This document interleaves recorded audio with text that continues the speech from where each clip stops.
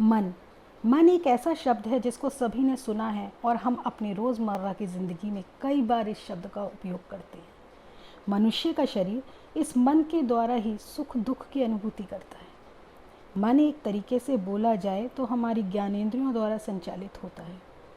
मन की दो तरीके की शक्तियाँ होती हैं, एक कल्पना शक्ति और दूसरी इच्छा शक्ति। अगर हम कल्पना शक्ति की बात करें तो मन की कल्पना शक्ति के बढ़ने पर प्रचुर मात्रा में होने पर व्यक्ति कवि, वैज्ञानिक, अनुसंधानकर्ता, चित्रकार, साहित्यकार बनता है।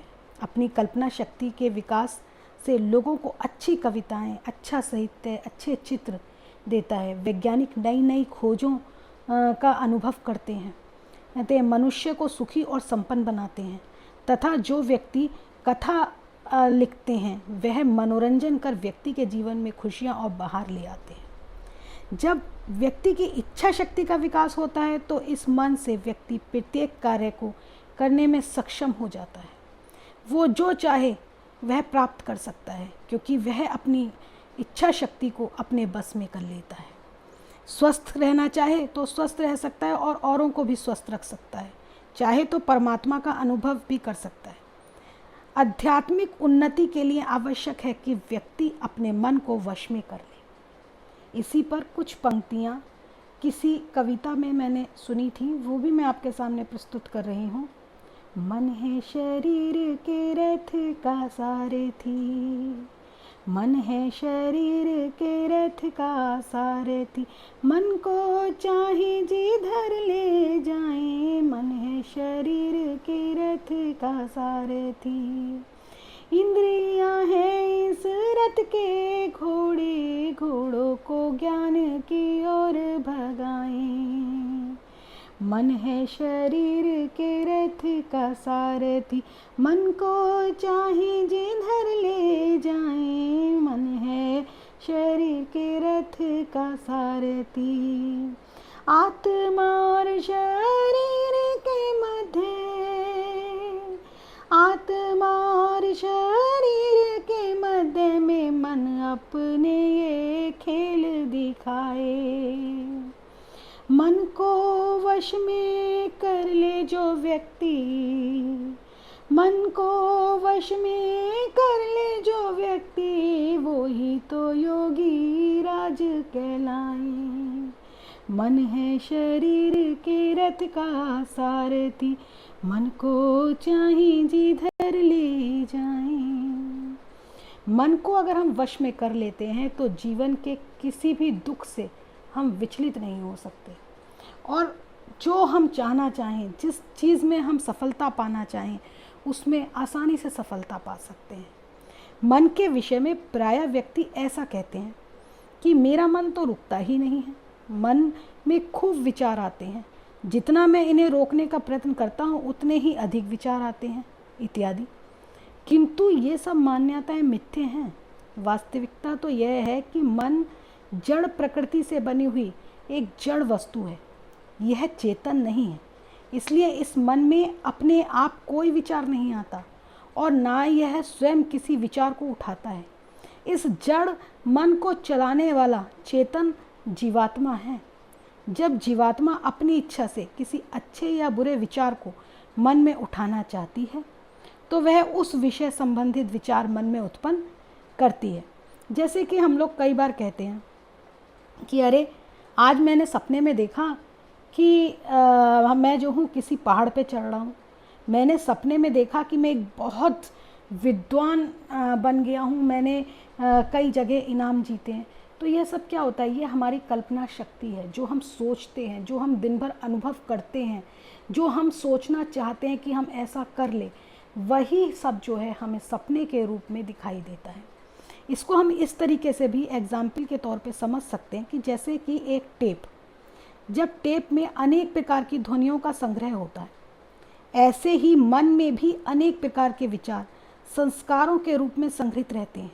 जब व्यक्ति अपनी इच्छा व प्रयत्न से टेप को चलाता है तो ध्वनि उत्पन्न होती है जिसे हम सुनते हैं। इसी प्रकार से जब जीवात्मा मन में संग्रहित संस्कारों को अपनी इच्छा व प्रयत्न से उठाता है तभी मन में विचार उत्पन्न होते हैं। यह मन के कार्य करने की एक पद्धति हुई। इसी प्रकार हम लोग सपने में चलचित्र के तौर पर भी देखते हैं कि हमने देखा कि हमारा कहीं जन्म हुआ है, हम किसी परीक्षा में बैठे हैं, हम एक बहुत बड़े राजनीतिक बन गए, हमने बहुत सफलता प्राप्त कर ली है, या हम कुछ और देखते हैं कि हमने अपने आप को विनर बन गए हैं। वो चलचित्र, वो पिक्चर हमारे आँखों के सामने चलने लगती है। तो इसलिए हम इसकी तुलना एक कैमरे के साथ भी कर सकते हैं। हम ये भी कह सकते हैं कि मन का कार्य एक कैमरे यंत्र के समान भी समझना चाहिए। जैसे फोटोग्राफर अपनी इच्छा से जिस वस्तु का चित्र उतारना चाहता है, उस वस्तु का चित्र लेंस के माध्यम से कैमरे के बटन दबाकर रील में उतार लेता है, और जिस वस्तु का चित्र उतारना नहीं चाहता उस चित्र को नहीं उतारता। ठीक इसी प्रकार से जीवात्मा जिस वस्तु का ज्ञान प्राप्त करना चाहती है, उस वस्तु का ज्ञान मन में शरीर तथा इंद्रियों के माध्यम से संग्रहित कर लेती है। यह दृष्टांत में शरीर कैमरे के समान है, फोटोग्राफर चेतन जीवात्मा है और मन रील है जिस पर चित्र उतरते हैं, तथा इंद्रियां शीशा या वो लेंस है जिसके द्वारा चित्र लिए जाते हैं। अच्छा, अगर हम ये देखें कि जितनी भी निर्जीव चीज़ें हैं वो जब तक हम अपने हाथ से नहीं चलाते हैं या जब तक हम उसे नहीं चलाना चाहते वो नहीं चलती। जैसे कि स्कूटर हुआ, कार हुआ, पंखा हुआ, मशीन हुआ, ये सब जड़ यंत्र है। बिना चेतन मनुष्य के चलाए अपने आप नहीं चल सकते, ना ही रुकते हैं। ठीक वैसे ही बिना जीवात्मा की इच्छा और प्रेरणा के जड़ मन किसी भी विषय की ओर ना अपने आप जाता है, ना उसका विचार करता है।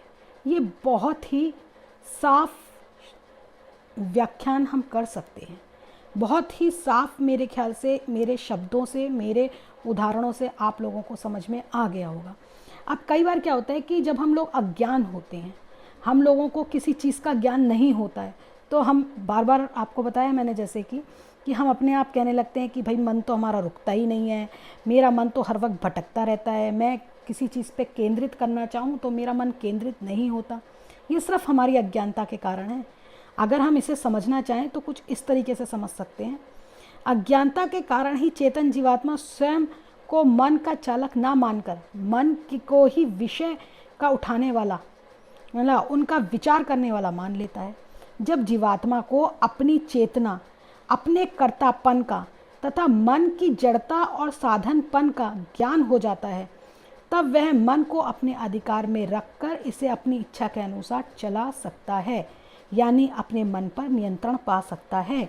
विद्वान योगी व्यक्तियों को ज्ञान ठीक होता है, वह अपने इच्छा शक्ति पर, अपनी ज्ञानेंद्रियों पर वश में करना जानते हैं, जिसके कारण उनका मन अधिकार पूर्वक अपनी इच्छा अनुसार ठीक वैसे ही चलता है जैसा वह उसे चलाना चाहते हैं। इसका हम अगर एक उदाहरण लें कि एक नौसिखिया स्कूटर चलाने वाला है। जैसे कोई नया स्कूटर चलाने वाला क्या कहता है, मेरा स्कूटर तो बहुत तेज़ चलता है, मैं इसे रोकना चाहता हूँ पर यह तो रुकता ही नहीं है। बाएं चलाना चाहता हूँ तो दाएं जाता है, और सड़क पे चलाना चाहता हूँ तो नीचे उतर जाता है। ऐसा स्थिति हम ये इसलिए कहेंगे क्योंकि वह एक नया चालक है, उसको इसका ज्ञान नहीं है, वह नहीं जानता कि स्कूटर कैसे चलाना है।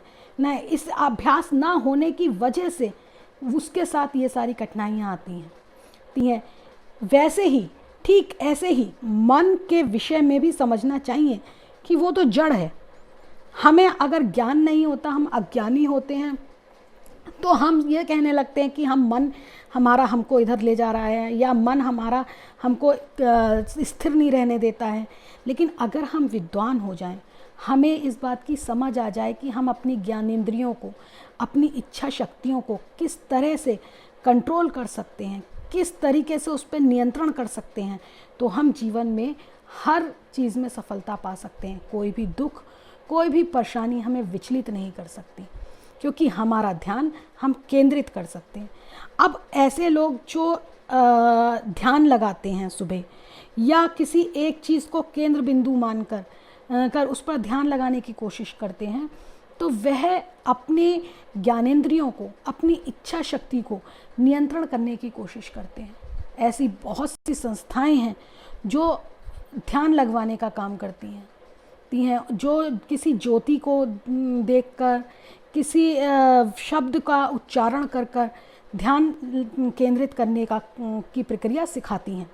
अगर हम इस प्रक्रिया को सीखना चाहें तो कुछ इस तरीके से मैं आपको समझा रही हूँ। मुझे लगता है कि शायद मैं आपको अच्छे से समझा पाऊँ।